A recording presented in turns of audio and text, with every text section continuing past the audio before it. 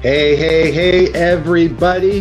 Happy Thursday and welcome back to the Real Deal Pod with Allister and Geoff. It's a beautiful sunny Thursday afternoon. It is episode 63 and I am back here with my main man, Geoff Lee, who's just coming off his 100,000 kilometer running, biking, flying, hiking, doing all that craziness across Canada thing that he did over the weekend. Geoff, my man, you survived. You're looking good. You're looking healthy. Nothing's broken. You look like you're looking healthy, man. That thing did you well. Yeah, 155 kilometers will do you well. I think burned 5,000 calories, rode 5 hours, 41 minutes in the saddle, grinded it through, worked through the cramps, worked through the heat, Oh worked through the boy. chaos.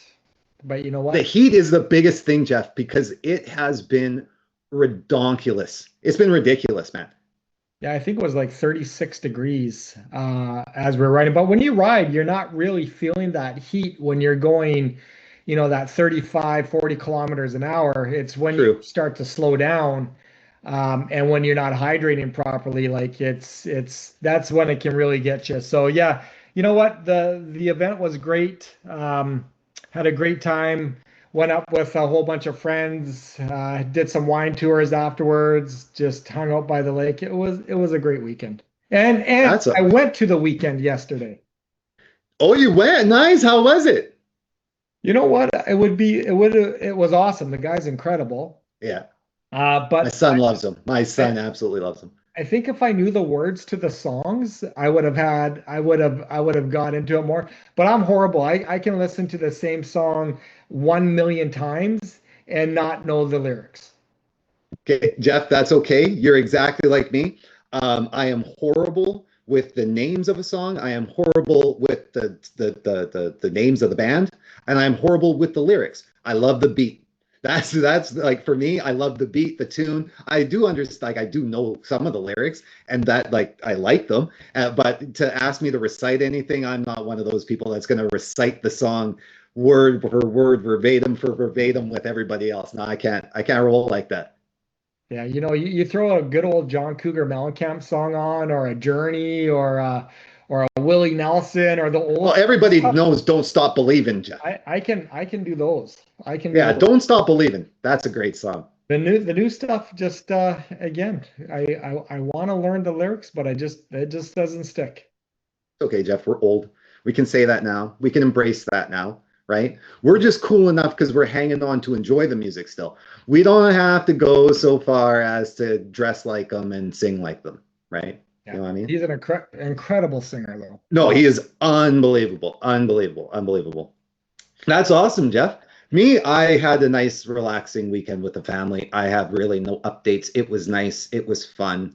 It was relaxing. Yeah, it was actually just good. So that's it. That's all I had. Well, But we've got a sometimes that's that's the best weekend. you need it, man, to recharge, buddy. That's the whole thing. You need it to recharge. So, man, we got a jam-packed thing to get into today. So sorry, as always, we wanted to start off with podcast hardest segment, and that is, wait for it. Did you Yes. know? Did you know? Geoff, did you know, Geoff, as I'm fumbling around to pill it up because it is actually exciting.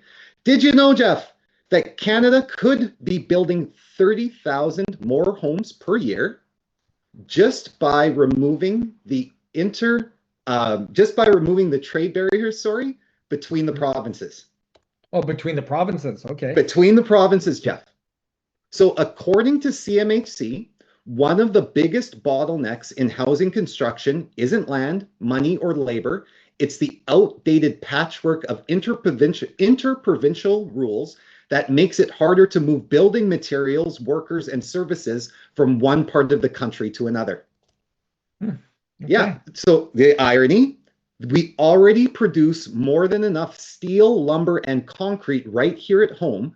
We just can't efficiently use it across borders. So while we export a lot of it, we're falling behind on building homes that we actually need.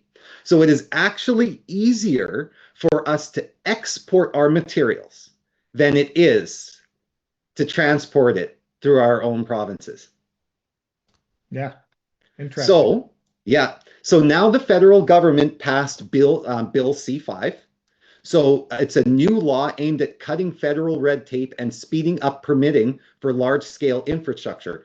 It's a meaningful start, but the catch is the most restrictive rules live at the provincial level.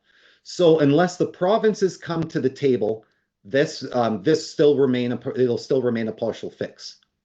So a big part of this is going to be the provinces coming to agreement on getting these resources transported across the country.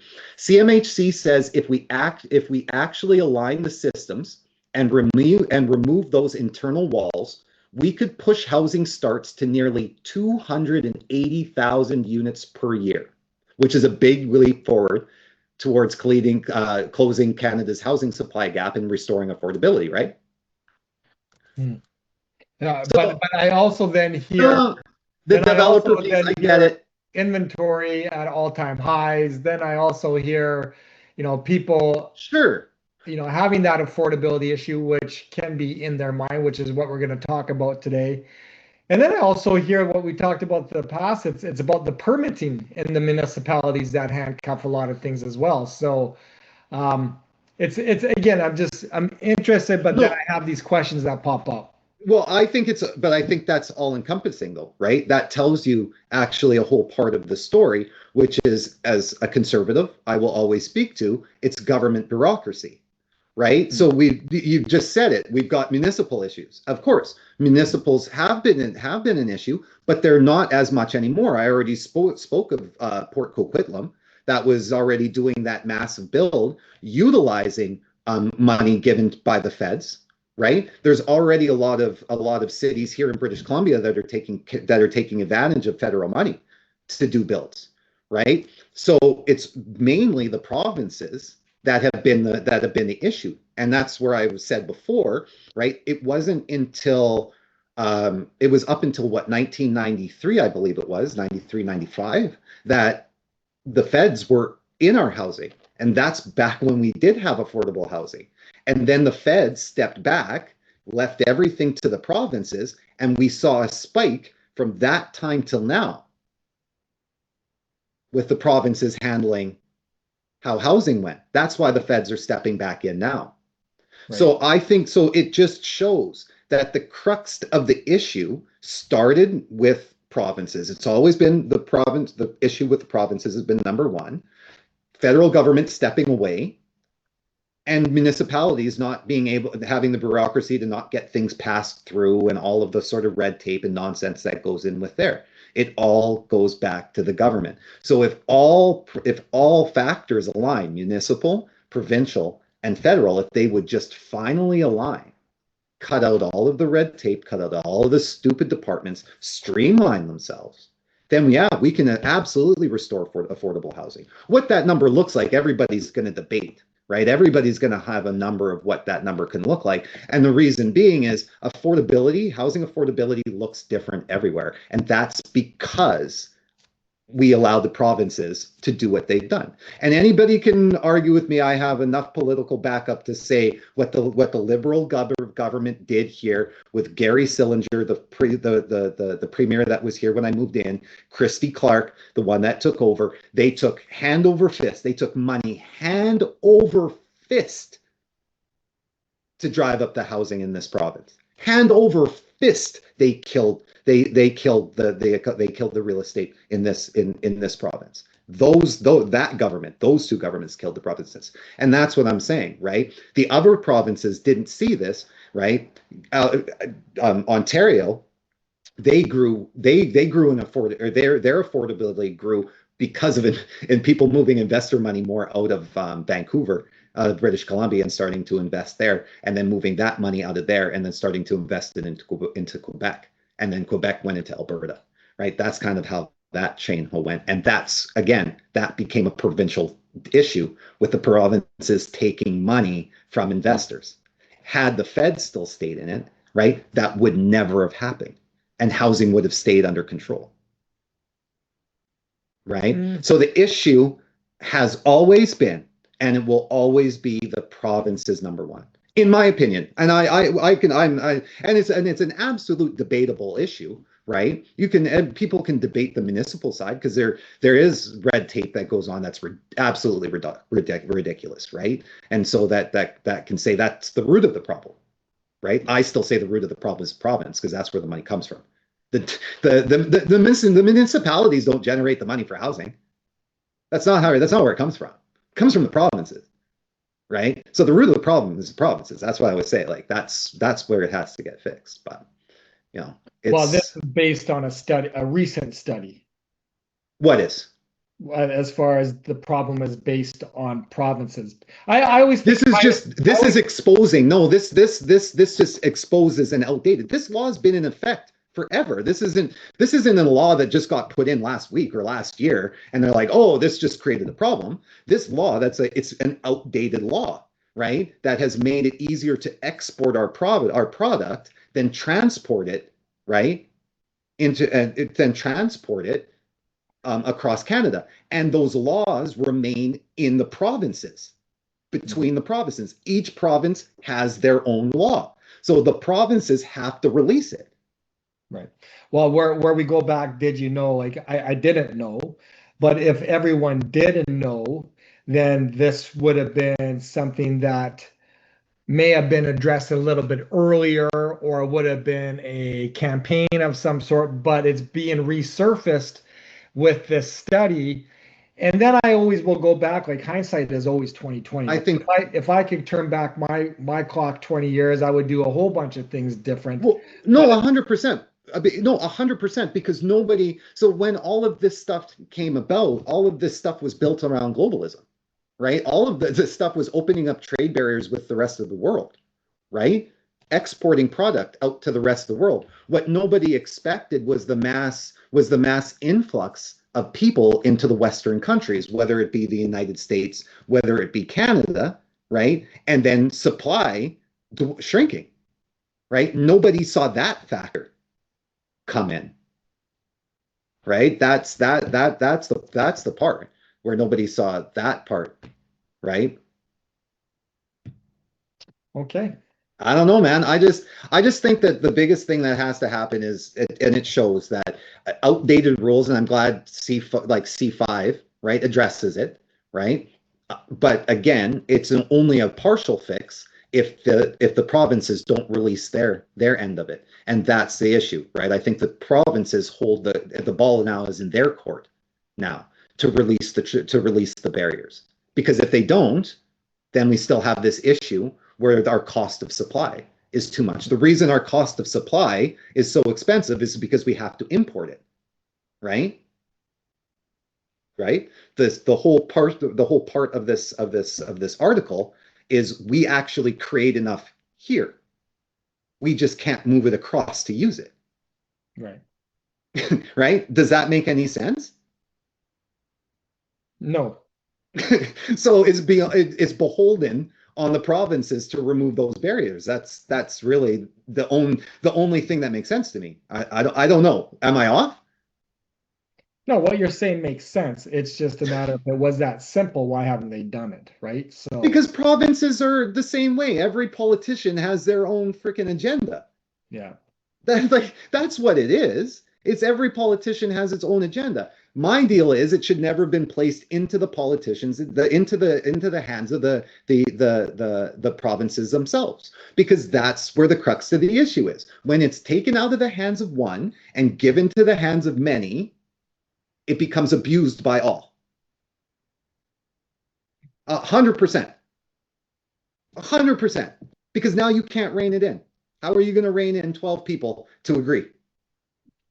You really think we're going to get 12 provinces to agree to relinquish control on real estate in their province when they know they get money from these people? Again, Gary Selinger, Christy Clark. I don't know too much about the background of it all. I just always, like I said, is hindsight's 2020. this could be a big reversey in So the this hold on, and yeah, the go federal ahead. government and the federal government have control, and then we would have said the provincials should have had the control. So again, we are at where we're at. There's nothing we can do about what has been done. It's about how we best move forward. But as you say, everybody has to be on the same page to do that. And are they going to be? Again, historically, probably not. Yeah. And I say that that's why I think it's so important that people educate themselves constantly Yeah. about this kind of stuff before they start speaking about it, right? And assuming they know about it or becoming laissez-faire about it, right? That's because, and again, right, that's the issue that we've gotten into in this world, right? People are laissez-faire about, oh, I don't know, it'll work itself out, everything will happen, whatever. Or you got assholes, that are either side spouting their uneducated opinion on it. And this is why I've always said it's so important to become educated about it so that people do have an informed opinion on it. And that's why I will say that my educated opinion on this is that the provinces are the key to this actually working. If the provinces, because I've read enough about this. I've read enough about Bill C5. I know about all the provinces that Alberta that were arguing against Bill C5. Danielle Smith, you stupid, I freaking hate that. I'm sorry, hate's a strong word. Dislike that woman. Arguing against Bill C5 because again, it took it out of the hands of the provinces, right? Housing is an issue. Housing needs to come out of the provinces' hands. How the provinces, the premiers have made enough money off of the souls of the people. Okay, for people that don't know Gary Sellinger, that don't know Christy Clark, that actually bothers me more because I moved here from Manitoba and know more about those people than people that were born and raised here and voted. That actually bothers me. That is actually tough because I moved here and know more. Right? That's crazy. Right? Wasn't So there an though, argument? Wasn't there an argument at one time where we were talking about the federal government having too much control on housing, and that was nope, going to handcuff? never. 1993. They haven't been involved in housing since 1995, 1993. This But is the the reason, first time they've stepped in. yeah, You can't argue it. How do you yeah, say that they're gonna make it worse when they haven't had an issue, they haven't had a hand in it in 20 years, yeah. 30 years, I'm Well, sorry, 30 years. That's what I'm saying. So for people that haven't done the research, then they need to do the research on the history of their own province here in beautiful British Columbia, right? And understand that truly, it needs to be taken out of the premier's hands. It truly has to be removed. right. It's crazy, and that yeah, it's nuts. So, anyways, that's my passionate. Did you know? Yeah, yeah. Very passionate, very Yeah, good. Did you know? So let's move forward. let's go. What do we got? Now we're talking about what? Well, I don't know. I thought we would talk about renting and buying in BC or in any other province in Canada. Oh, yeah, I think that's a great one. We've been talking about that what over the past little bit, just now how close it's become between renting and purchasing, right? So, and I think that again, and we said it's something that I think we should be pounding the message now, every single week almost, right? Saying, hey guys, financial security, your future financial security, right, is now attainable. Maybe it wasn't, 1 year ago, 2 years ago, but now it's almost at your fingertips. Yeah. And I think once we kind of dig into it a little bit and get into the nitty-gritty of it, it does start to make more sense as you start to crunch the numbers. So, we talked about was it a two bedroom? No, a one bedroom condo in Vancouver, 600 square feet was 3,200 a month, 3,600 a month. What? Yeah, something 3,600 a month or something like that. Yeah. But I think we can, 3,670, I think it was, just to be exact. I think that so. was for a one bedroom or a two bedroom, I thought it was a two. right? No, it was a one. I'm sorry. No, it was a one. It was a one. One and So one. let's say that average rent, like my son who just bought a investment property, he's renting his place out for I think 2,500 a month. So that's the Fraser Valley 2-bedroom condo, standard. Let's say that this 1-bedroom You're averaging condo in 550 for a two. Vancouver. You're averaging 550 grand for a 2-bedroom, 2-bathroom in this Fraser Valley. That's probably your average. We talking purchase price? We talking rental, monthly rental? Oh, purchase price of condo is 200. So I'm talking average rental, right? Oh, average rental, yeah, about 25, 27. Right. So I would say that the average rent, if we talk about the Fraser Valley and the greater Vancouver area, possibly in Vancouver, I would say we could agree that the average rent is anywhere from 2,500 to 3,200 bucks. True? Yeah, sure. Yeah, just to be fair. Yeah. So understanding too that when we're renting for 25 to 3,200 and we're paying that rent, there is no equity or ownership in what you're doing.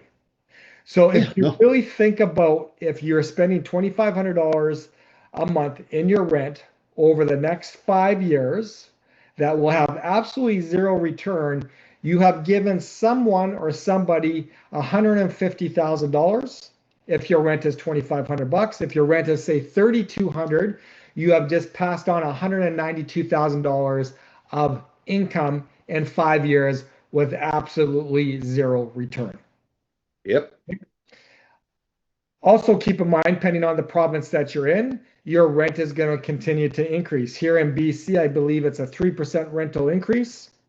In other provinces, it's limitless. So again, keep in mind that $2,500 rent today may be $2,700 next year. And can I interrupt with a quick thing? In a lot of cases, the rent, province to province, isn't any different. So to rent out a single family home in Winnipeg, Manitoba, you're looking at about $2,900.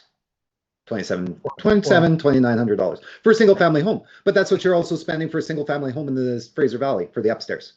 Right. Yeah.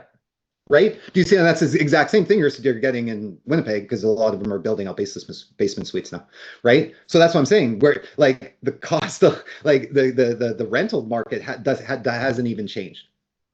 Yeah. From a price point perspective. And I want to use this comparison too, and not to get too crazy as far as a detached home.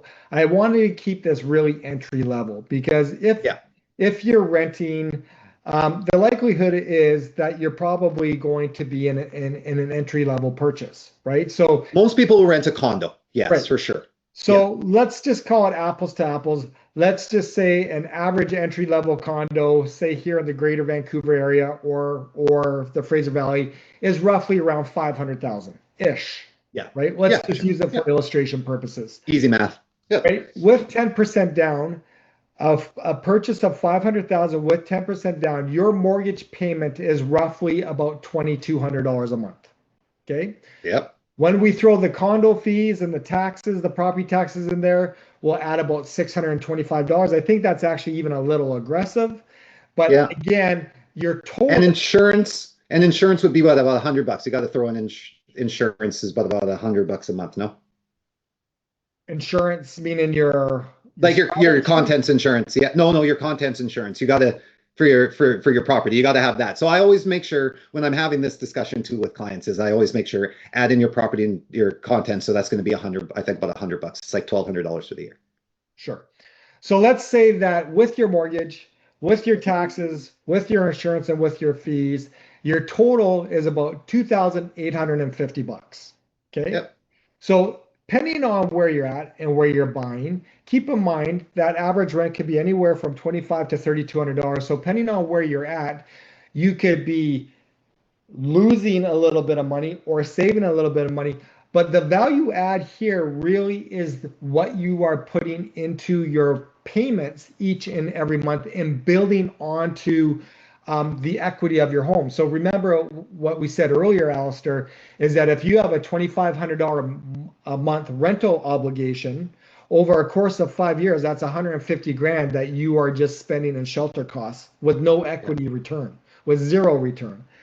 If you're in Vancouver or a little bit deeper to or closer to the water, you know, if your rent is about 3,200, that's about 192,000 with zero return. So even if you are saying that with a 10% down payment on an entry level condo, the total payment is about 2,850.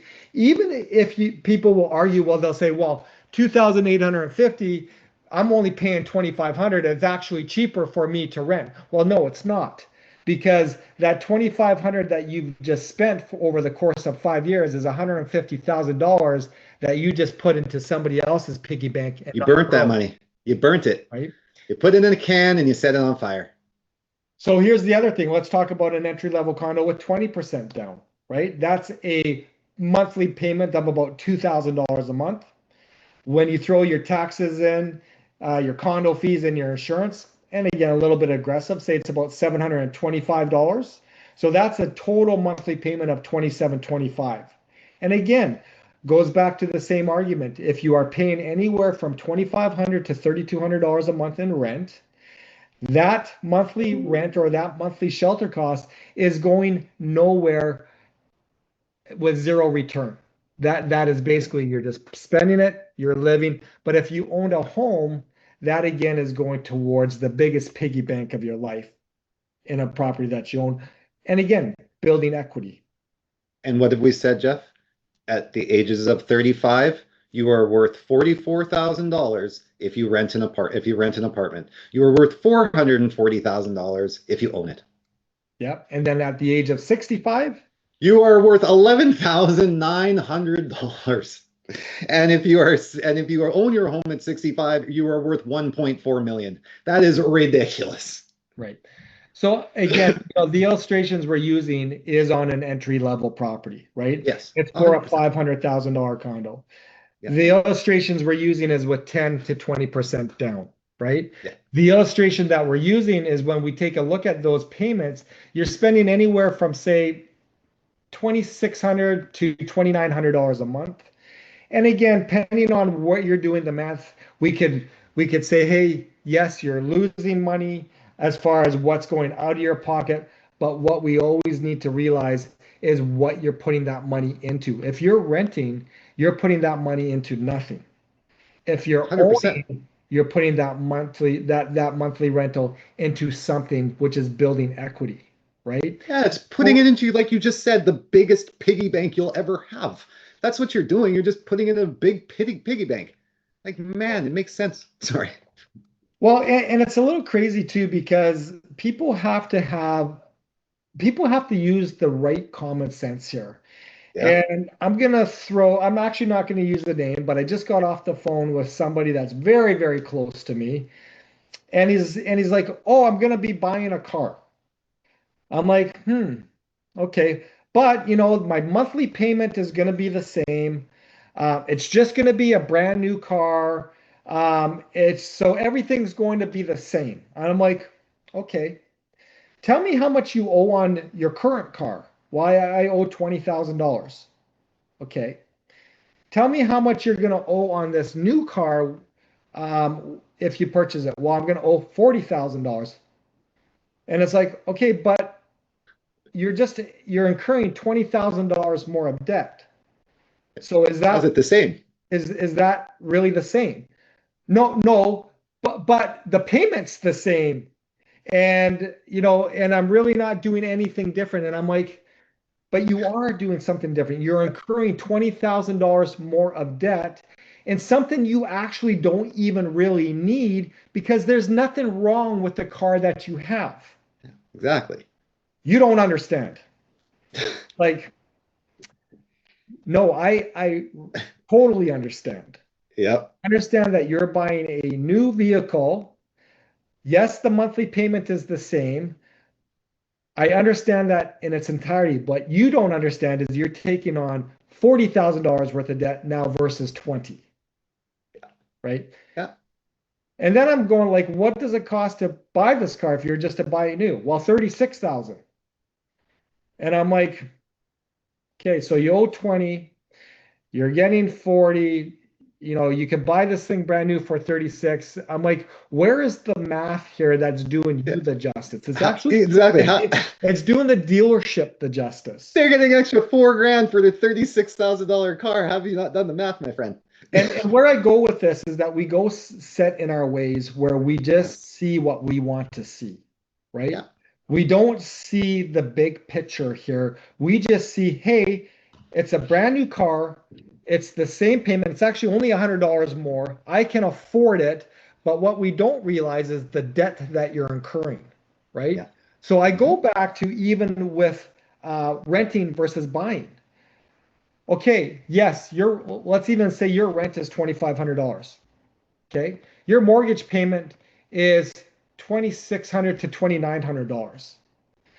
Some people with short-sightedness might say, well, I'm losing $400 a month. It's better for me to rent.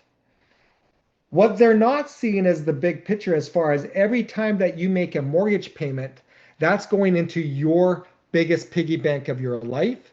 That is going into building the equity of an asset that's going to appreciate anywhere from 4 to 10% a year.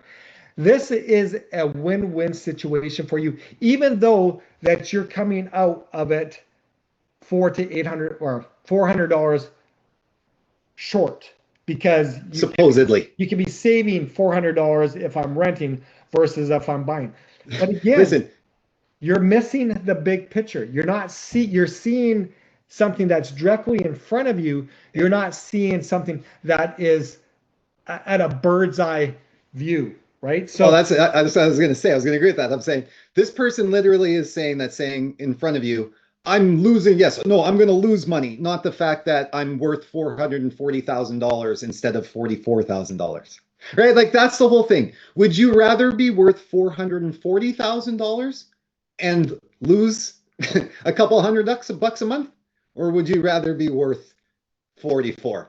I don't know about your math and I don't know about your wealth. I'm picking 440. Well, and let's take a look at appreciation of a property. Like we can see statistics that property appreciates anywhere from 4 to 10% a year. Yeah. So let's even use again on a low percentage of 4%.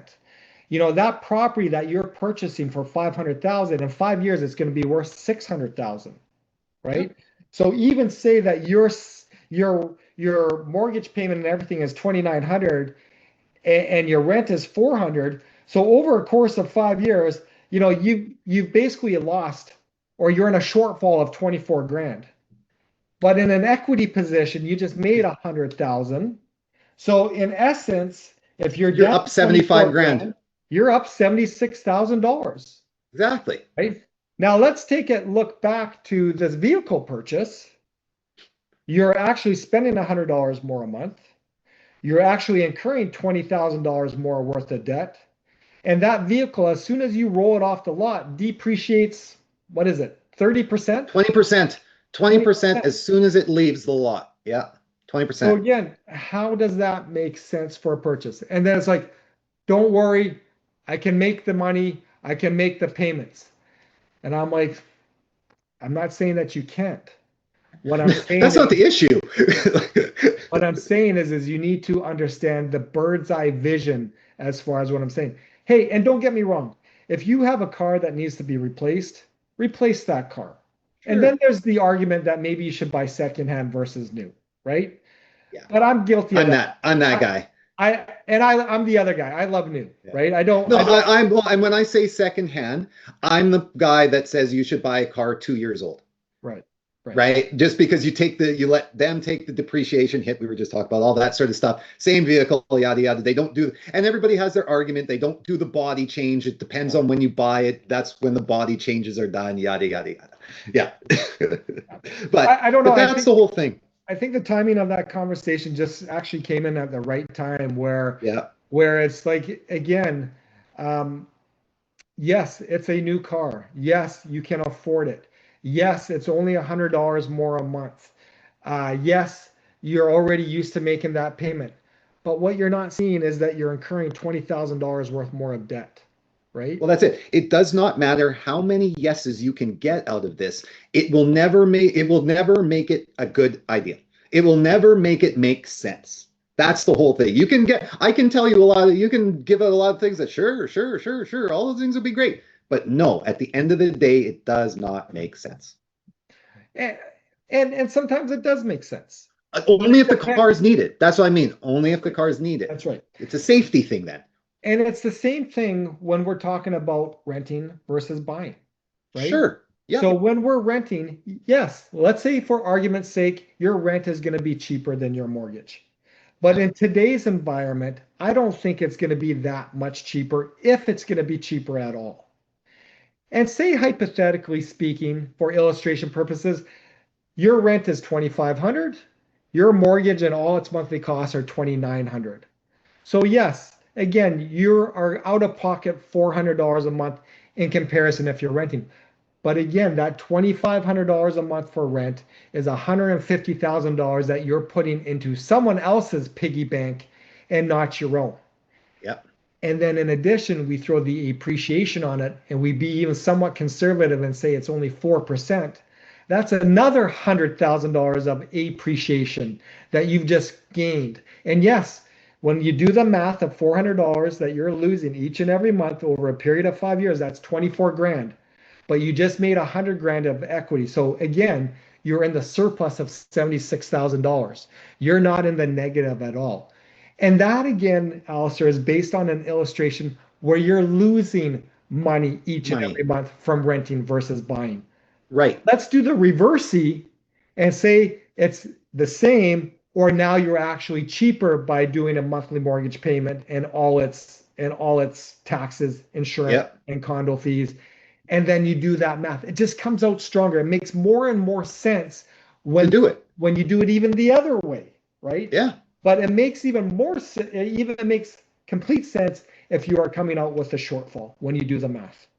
And that's it. It's funny that we're doing this topic today. It's why I got so excited when you asked me what topic should we do today, and you're laying them out, and I said this one. And it's because I just had this discussion with clients, right? So we always tell people you should be working with people that have these discussions with you. In all honesty, your realtor should be having this discussion with you. Now, let's preface this. It's realtors, we do not understand nor talk about mortgages. Okay, I want you to understand that is not our job, that is not our lane, that is not our role. We actually will get fined if we do so. But with that being said, we work with trusted professionals. Mine is Geoff Lee with GLM Mortgage Group. And Geoff is always so kind as to give us a rate range, right? That we can work with our clients.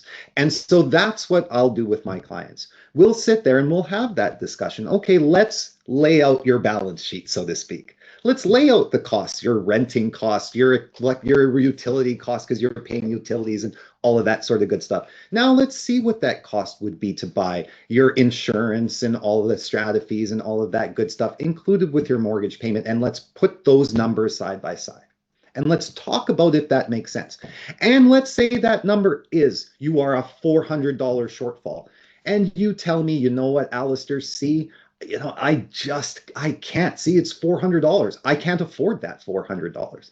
Well, let's dig a little bit deeper, because a lot of times we'll find out that it's really not an income problem. It's really not a savings problem. It's really a spending problem. And that $200 every 2 weeks, $400 a month is easily rounded about to allow you to afford this beautiful condo and allow you to join the group of people that are worth $440,000, as opposed to wasting your money paying additional bills like getting a new car and all that sort of good stuff and renting and being worth $44,000 a year. So that's why I laughed when we were talking. I was like, yeah, I add on $100 for the utility or for the home insurance, for the content insurance, because Geoff, Geoff, we talk about this all the time every Friday. Geoff and I talk about this, and this is part of this is really, if you have a true power group, right? A true power team like Geoff and I that tell you guys, or encourage you, not tell you, but encourage you guys to have, right? You guys should be having these discussions. Your realtor should be having these discussions with you alongside your mortgage, your lender, and they should be saying the exact same thing, right? I don't know what you Or think. they should be saying something different that's making you think that makes sense, Right. right? Okay. Well, I don't know how much different. Well, I mean, in terms, there's a go lot of ahead. people, Alistair, that basically will tell you the wrong thing, Oh, right? sure. Yes. And, Yes. and that's where you need to be careful, because Yes. there are people that will argue with, hey, I think renting is better than buying. Like 100%. there's people that will put that argument out there. A Um, true power team will guide you the right way, though. That's what I mean, is one that you trust and is going to have, because listen, there's going to be times where Geoff and I will agree, look, this person, it's not suited for them to purchase right now. You know what? Let's kind of figure out a plan, and then we'll circle back with them in 7 months. Once this debt should be taken care of, once this should be taken care of, they should be in a good position to go. All right, there's your plan. And then every 3 months, I check up with the person. Are you still on your plan? Are you still doing the stuff that we talked about? Right? That's what a power team does. That's your one voice. We're going to help you through this. That's why I was saying, like, they shouldn't be speaking different things. If they are speaking different things, pick the right one and ditch that other one that's arguing with you. Because you're right. I know that I had a colleague that almost had a deal collapse because they brought the deal to they wrote up a deal. The clients brought it to the lender, and the lender looked at those clients and said, "Are you crazy to buy in this market?" And they almost backed out of the deal. My buddy was irate. yeah. Yeah. Well, and again, that's where I always say is that you need to pick the proper power team that has the same ideologies as you, Yeah. right? Yeah. And also pick a power team that can challenge you in your ideologies, providing that it makes sense. Again, this gentleman who's purchasing the car, I could be on his power team and we're seeing things completely different, right? Sure. But again, and I do this a lot of times too, when I'm challenged in my opinion, I can walk away from it and then think about it and say, yes, I either agree with that, or no, I still don't agree with that. But again, excuse me, we have to be open to opinion and not take offense to it, right? And, Exactly. and, and that's where you'll see the maturity of your power team as well. Yeah. And that's where you'll see the maturity of yourself. Because a lot of times, if you find that you're getting angry or upset or emotional because you're not hearing what you want to hear, Mhm. you need to, no offense, grow up a little bit and take 100%.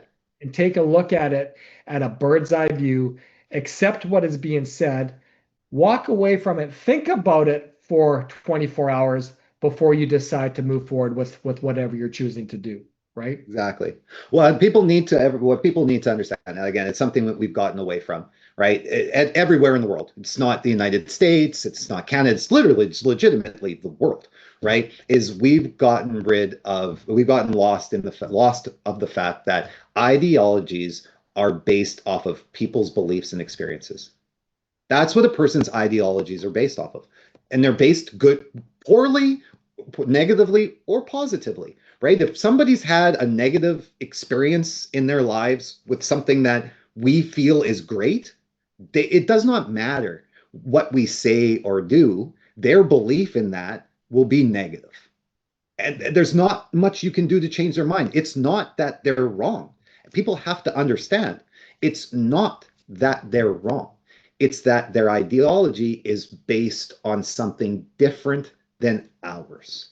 Yeah. And what we have to be able to do is, again, come to that age old saying of agree to disagree and move along, right? It should not fracture relationships. I've said it before. My brother in law, shout out to Matt Weed, he's the justice minister for the NDP party in Winnipeg, Manitoba, right? I bleed blue. I'm a conservative, right? He's one of my greatest friends. I love the dude, right? We can talk politics easy. He's got amazing ideas, some that I agree with, some that I don't. Many that I do agree with, we just agree with going about it different ways. But every time we just walk away from the argument, or not argument, pardon me, from the discussion, I beg your pardon, saying to each other, right, respectfully agree to disagree, and we just go talk about the football game or go eat or whatever, laugh and joke, right? But that's the thing, right? That's how it is. That's how mature people should behave. That's what we've lost in this world. Right? It's just venom and spitting, and whose ever side yells the loudest is the one that's right at that time. It's ridiculous. Like I tell people all the time, no matter how loud you yell, it doesn't mean you make your opinion right. Right? It may invalidate it in your mind, right? But it more so will just invalidate it in mine. Like if we talked with each other, then maybe I will come over to your side because there's part of it that I didn't see. Right? Yeah. Or even if I don't come to your side, my opinion might have been changed because there's aspects that I didn't know. Right? So now I have, again, like you just said, a more bird's eye view, a more bird's eye understanding of whatever that topic may be. Right? And I think that that's to your point, right? We have to be able to listen to that as professionals. We have to be able to receive criticism from our not criticism, guidance from our clients, and our clients need to receive guidance from them. And that doesn't mean that your power team is working against you or anybody is anything like that. That means you've got a healthy relationship, because to me, that means that each party has the best interest, has that other person's best interest at heart. Oh, all said. Let's wrap. Man. And on that note, let's do it, man. Well, everybody, thank you all for listening today. As always, I hope you take away at least one nugget, because again, Geoff and I have doubled down since January 1st, 2025 to deliver the most valuable content we can every single week. We hope you guys have an amazing weekend. It's supposed to cool down. Today's the last day, and then and when I say cool down, it's supposed to go like I think 21, 22 degrees. Right? So it's not really that bad, but going down from like plus 30, this has been ridiculous, right?